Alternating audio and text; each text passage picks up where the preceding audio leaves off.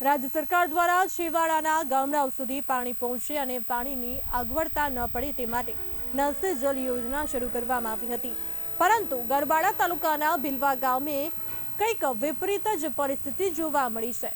બિલવા ગામે તંત્ર દ્વારા 2 વર્ષ પહેલા દરેક ઘરોમાં નળ તો લગાવી દેવામાં આવ્યા, પરંતુ નળમાં પાણી ન આવતા સ્થાનિક મહિલાઓ આજે પણ દૂર દૂરથી હેન્ડપંપ તેમજ કૂવામાંથી પાણી ભરવા માટે મજબૂર થઈ છે। રાજ્ય સરકાર સામાન્ય ગરીબ વર્ગના લોકો માટે અનેકો યોજનાઓ બહાર પાડે છે, પરંતુ યોજનાઓનું અમલીકરણ ક્યારેય થતું નથી તેવું લાગી રહ્યું છે। હાલ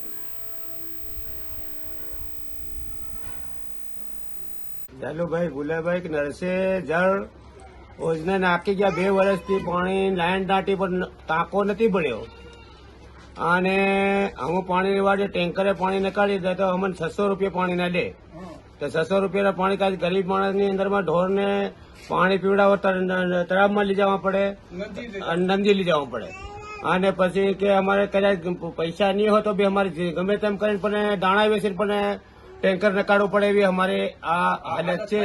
અને જે ટાંકો છે કોઈ ભણેલો છે નથી અને ખાલી પિલર કાઢી અને કોઈ સતનીમાં ટાંકો આવે એમ કરીને અમારા જે નળ બનાવ્યા છે એની તમે ઉકેડીને લઈ જતા એ પહોંચાઈ જાય, પણ અમને એટલે લાલે સાલે કે આ વસ્તુ કે પાણી આવી જાય કે નળ સે જળ એવું કરી અને રોપી ગયા, એની પછાડી પાણી કઈ આવતું નથી। તમારી શું માંગ છે? અમારી કે પાણી આવી જાય એવી માંગ છે।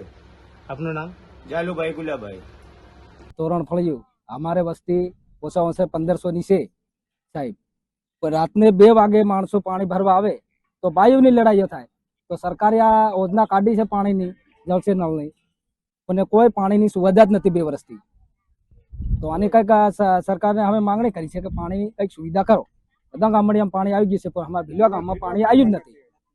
નળ નાખવામાં આવે છે તમારા ઘરે? આ નળ નાખવા કોઈ આવ્યા જ નથી। આ કહેતા અડધા ટીન જતા રહ્યા। માલની અંદર માલમાં ટાંકો બનાવતેલા, ટાંકો અડધો મૂકીને પણ નાહી ગયા। તો આ બધા ગામડિયામાં થઈ ગયું છે।